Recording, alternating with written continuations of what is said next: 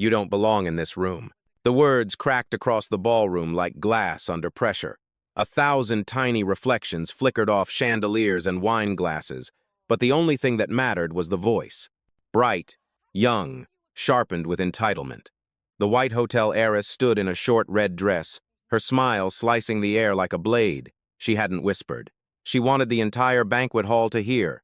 Every guest at the long tables turned their heads, conversations stilled. Forks paused midair. Some chuckled nervously, others leaned in as if ready for scandal. At the far end of the table, the woman in the orange dress did not move. Her hair was drawn back in a precise knot, every strand disciplined, not a single one daring to rebel. She sat with a posture that belonged to royalty or war generals, spine unbroken, gaze level, silence intentional.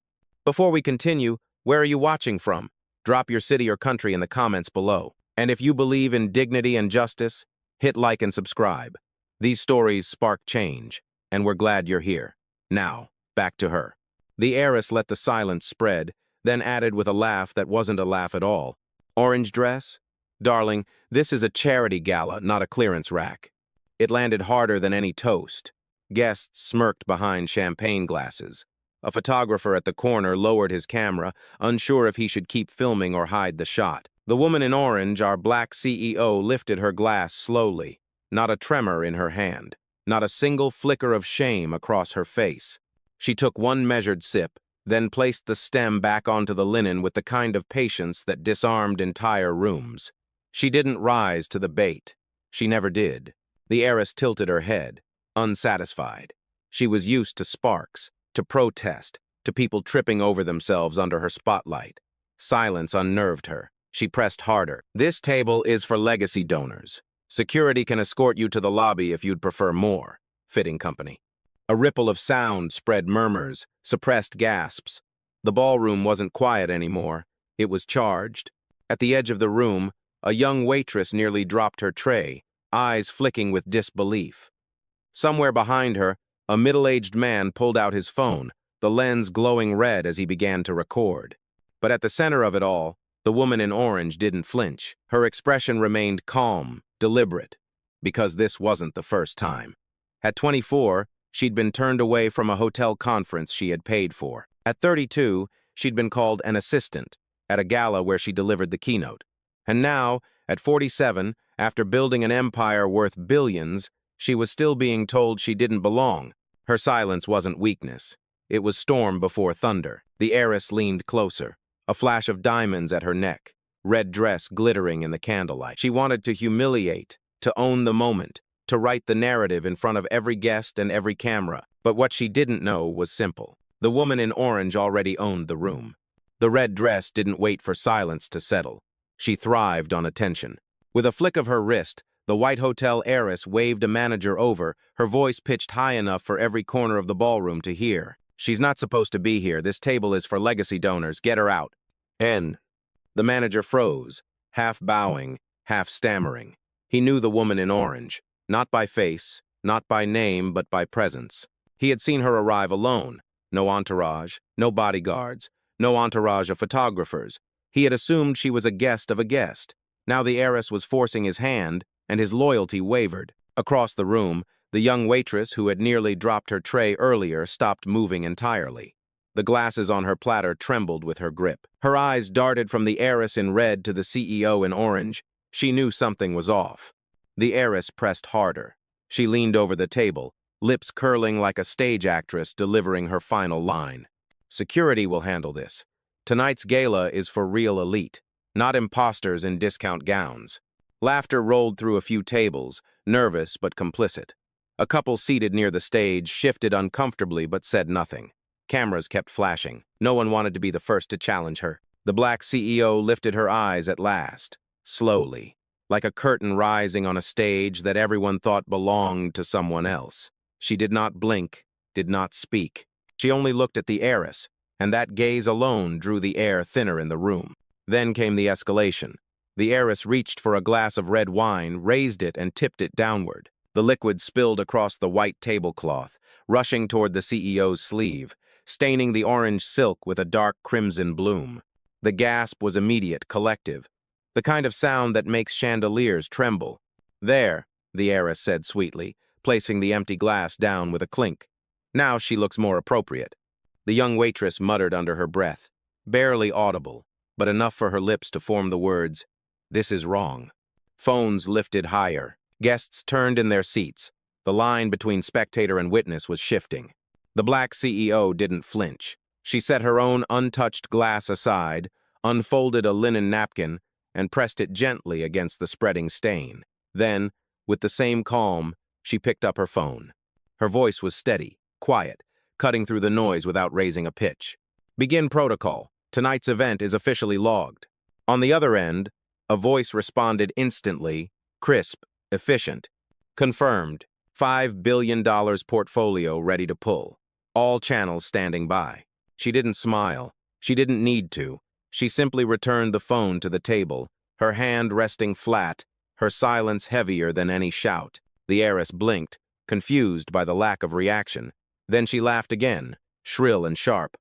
"Oh, darling, phones don't buy you class. Security will still take you out." But the tide in the room had already shifted. Guests were whispering, servers were hesitating, and the red glow of recording lights multiplied like stars across the ballroom. What the heiress hadn't realized was that every insult, every drop of wine, every word had already become evidence, and the storm hadn't even started. The room was no longer a celebration. It was a stage. Whispers swelled into ripples. Forks touched plates without sound. Even the violinist hired to play soft background music faltered, bow pausing mid-string. The White Hotel heiress, sensing her grip slipping, snapped her fingers at the banquet manager. "Why are you still standing there? Remove her. This is my family's event, and I will not have it tainted by strays." The word strays echoed cruelly, bouncing off crystal glasses and polished marble. It landed in the ears of a dozen witnesses who stiffened at the arrogance. The manager stepped forward reluctantly. His eyes avoided the orange dress, landing instead on the red. He opened his mouth, but the words dragged like chains. "Ma'am, perhaps we should verify her invitation." The heiress cut him off with a laugh sharp as broken glass. "Invitation? Please. People like her don't get invitations. They sneak in." From the back of the room, the young waitress finally spoke up, louder this time. "I saw her name on the list." Her tray rattled as every head turned toward her. "Carter, executive tier." The heiress spun, eyes narrowing. "And who are you?"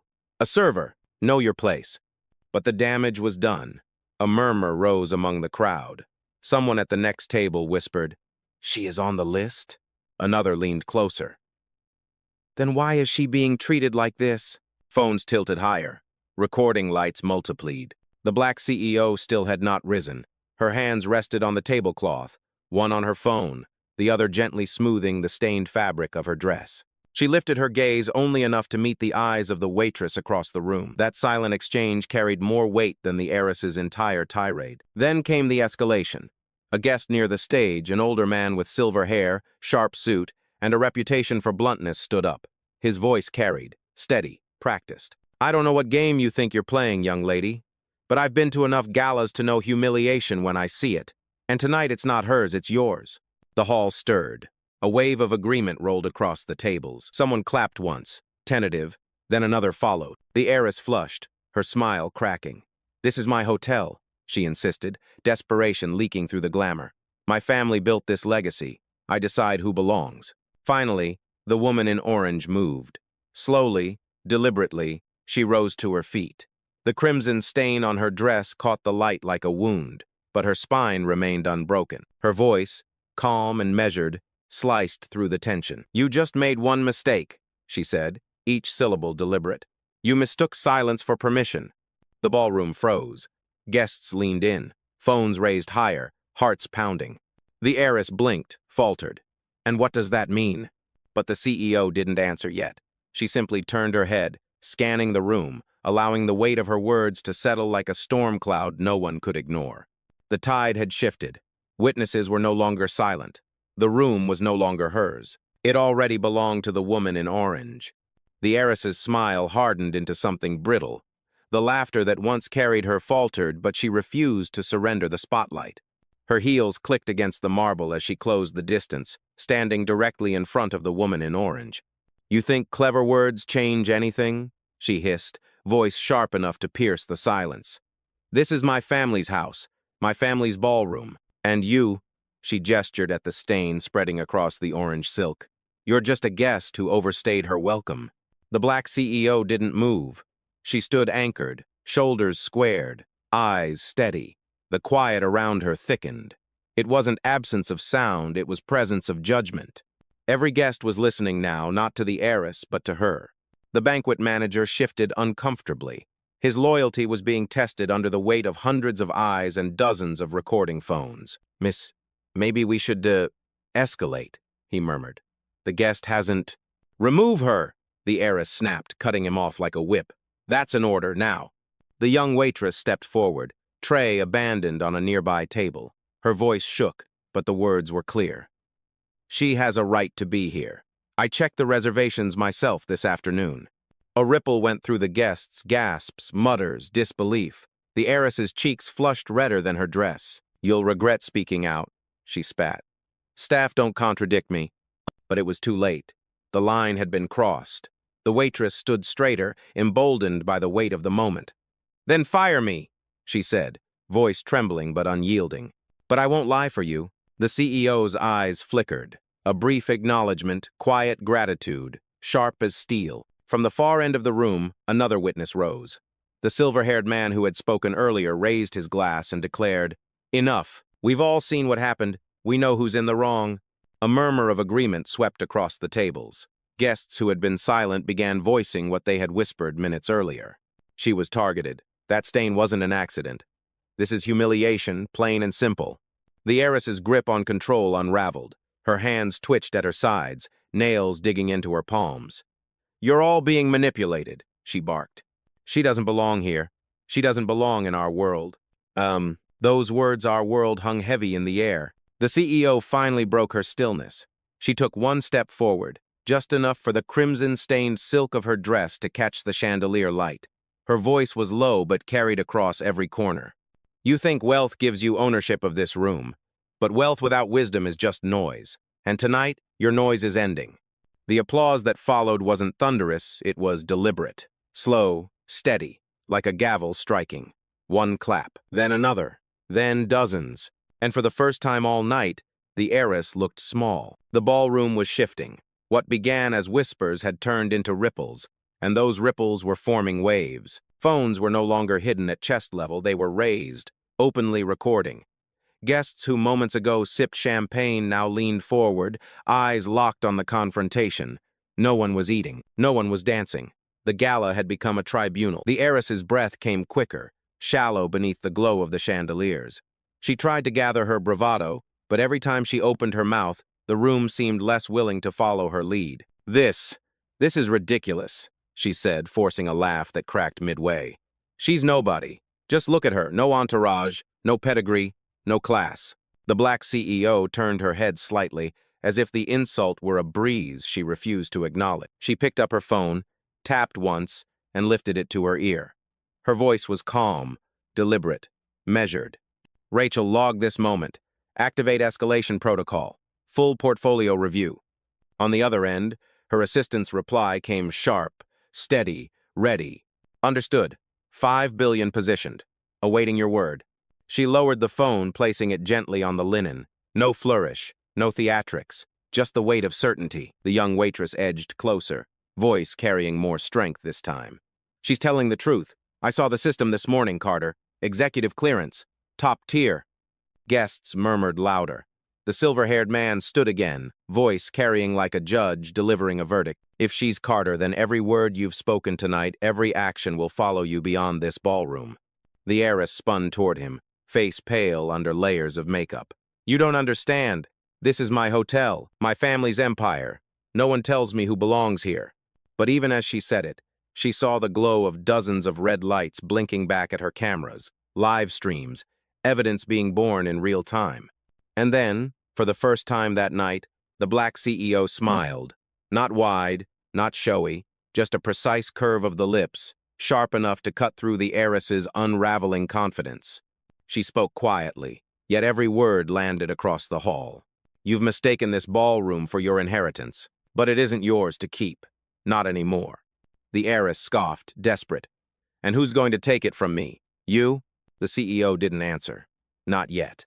Her silence was heavier than thunder, and the guests leaned closer, knowing something was coming. From the corner, the young waitress whispered to a colleague, loud enough for nearby phones to catch, "I think she already owns it." The words spread like wildfire, first as a murmur, then as a rumor, then as belief. And belief, once planted, grows faster than any lie. The manager's forehead glistened under the lights. He had served in this hotel for 20 years, memorized the surnames of donors, and survived more than one scandal, but tonight he looked like a man cornered. "Miss," he said to the heiress, voice low, pleading, "perhaps we should resolve this quietly. The guests are watching." The heiress snapped her head toward him, eyes flashing. "Then let them watch. She doesn't belong here." Her hands slashed through the air, commanding like a queen in a crumbling court. "Escort her out, now." The manager hesitated, and in that pause, the truth unfolded. He was afraid, not of her, but of the silent woman in orange who still hadn't raised her voice. The heiress, sensing hesitation, raised her tone. "Do your job, or are you as useless as the rest of them?" A hush fell heavier than before. The insult wasn't aimed at the CEO anymore. It was aimed at her own staff. And staff do not forget. From the edge of the banquet floor, a senior concierge stepped forward.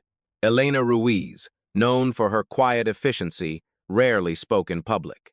Tonight her voice was clear, steady. "I saw Miss Carter's name in our system. It was marked executive tier, owner-level clearance."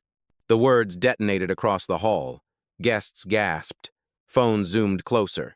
The heiress whirled, fury twisting her features. "You're lying." But Elena didn't blink. She repeated louder, "Owner-level clearance." The manager's eyes widened. His lips parted, but no defense came. The heiress's mask cracked. "Do you even know who I am?" she shouted, her voice breaking. "This is my family's empire. My name is on the doors. My name is Legacy."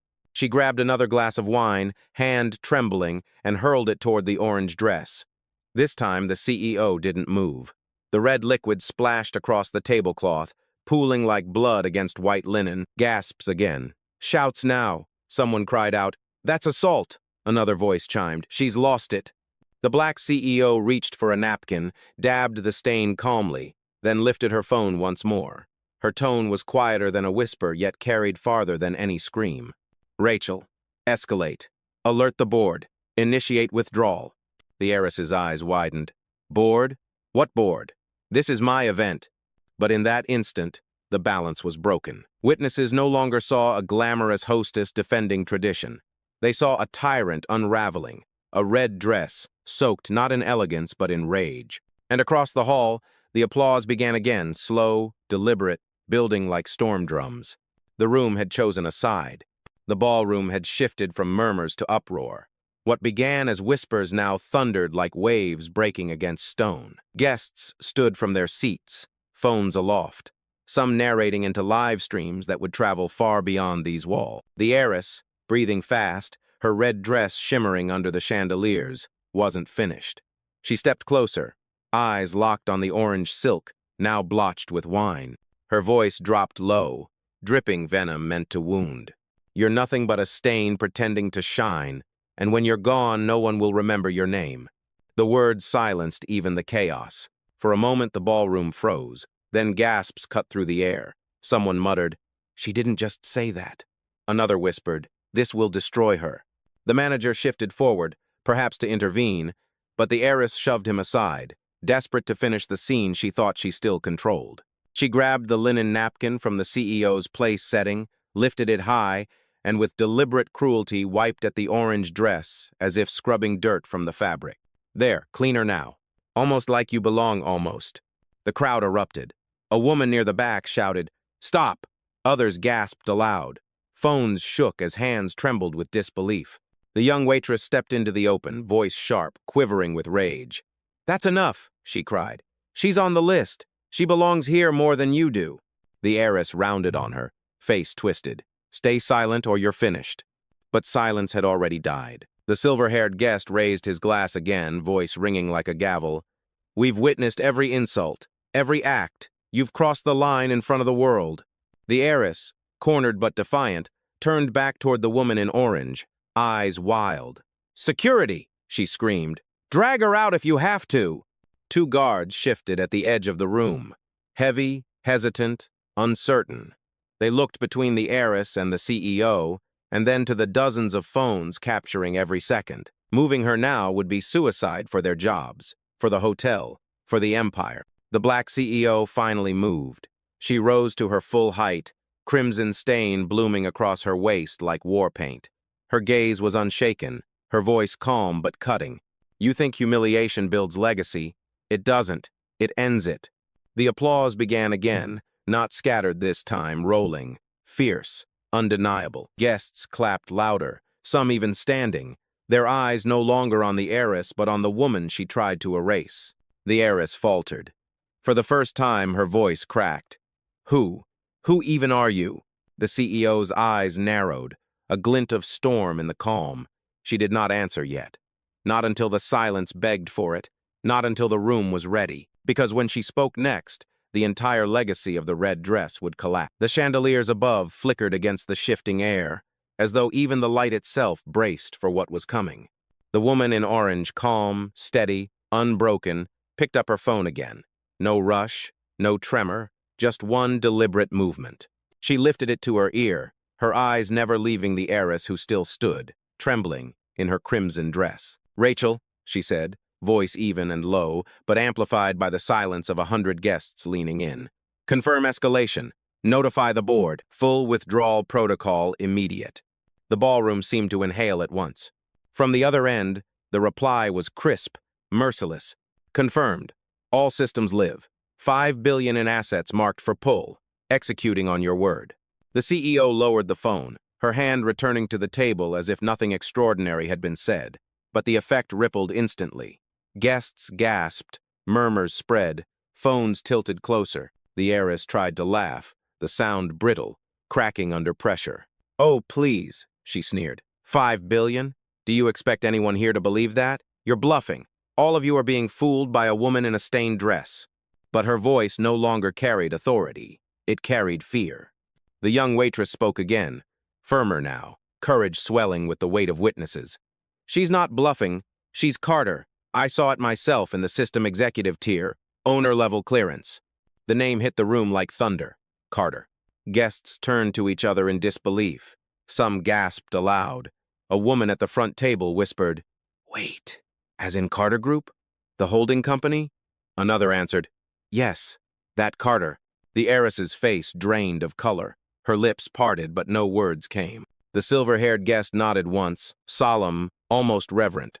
"I suspected," he said, "but hearing it confirmed.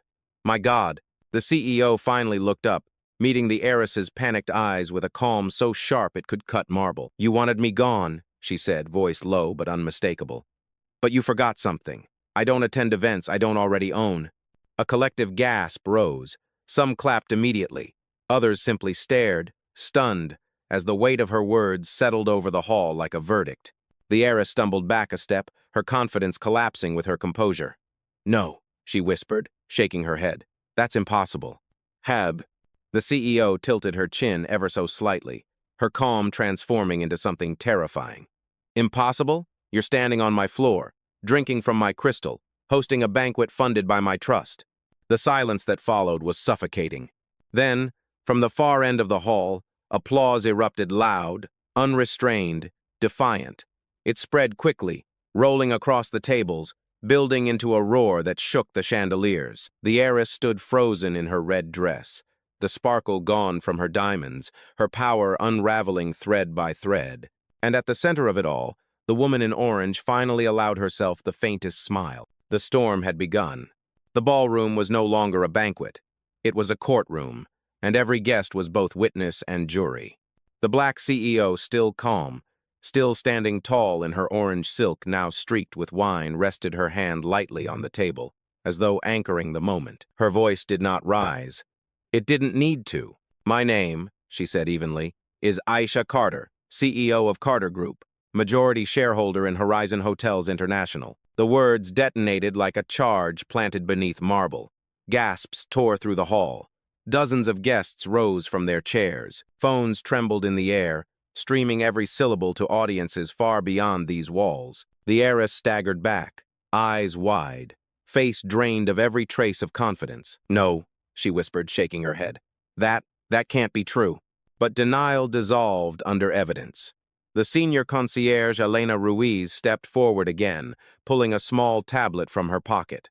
With hands steady, she angled the screen for nearby guests. "It's true. Owner-level clearance, Carter Group. This system doesn't lie." Screenshots flashed across phones in seconds.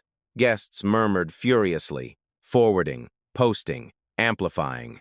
The ballroom had become a broadcast studio. The silver-haired man lifted his glass one last time, this time in salute. "I knew we were in the presence of power," he said, his voice carrying pride, not shock. "But not like this." The heiress tried to gather her footing, clinging to the last threads of her script. "This is still my family's empire," she insisted, voice breaking. "You can't erase us. You can't—" The CEO cut her off with a single look, the kind of look that bends steel.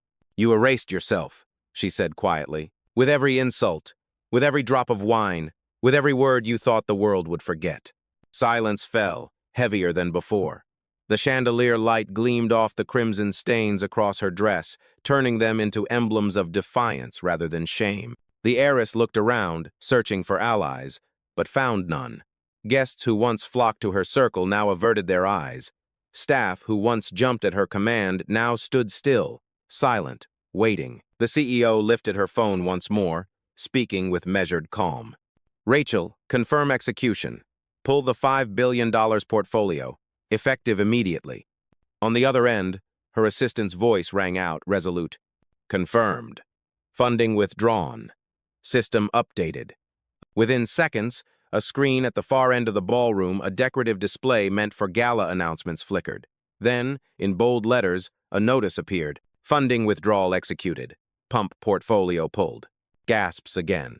Screams even. Some guests clutched pearls, others their phones. The weight of billions vanishing in real time struck harder than any champagne toast. The heiress collapsed into a nearby chair, trembling. You ruined us." But the CEO remained unshaken. "No," she replied softly. "You ruined yourself. I just signed the receipt." And as applause erupted fierce, uncontainable, the woman in orange stood unbowed. The storm of her silence now a reckoning the heiress could never escape. The ballroom no longer belonged to the red dress. The applause swelled, not hesitant this time, but roaring, rolling like thunder from one end of the hall to the other. Guests stood, some pounding their hands against tables, others raising their glasses high. It wasn't celebration, it was declaration. The heiress sat trembling in her chair, knuckles white against the linen, her eyes darting wildly for rescue. But there was none. The same donors who once flocked to her table now leaned away, whispering into phones, shaking their heads.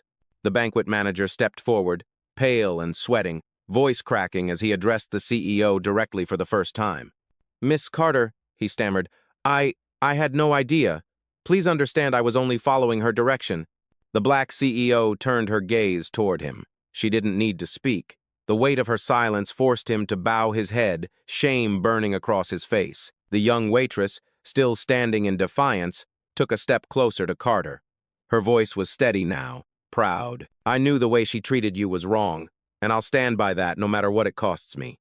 The CEO inclined her head slightly, the faintest nod of respect. Across the room, Elena Ruiz raised her chin. "I can confirm," she said clearly, her voice carrying across the hall, "that Miss Carter's name has been in the system for weeks. Owner-level clearance. Every staff member here could have seen it. We were told to ignore it." Gasps again. Guests turned, their anger shifting from shock to fury. A man in a dark suit barked, "You mean this was deliberate?" The heiress jumped up, desperate, her voice shrill. "No, that's not true. She hacked the system, planted her name." But her words drowned beneath the noise. Dozens of voices rose at once. "We saw her card. I've stayed at these hotels, I believe her. The footage is already online." "Oh." The silver-haired guest stepped forward, his presence commanding. "Enough," he said.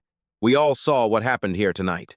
You tried to erase her, and instead you erased yourself."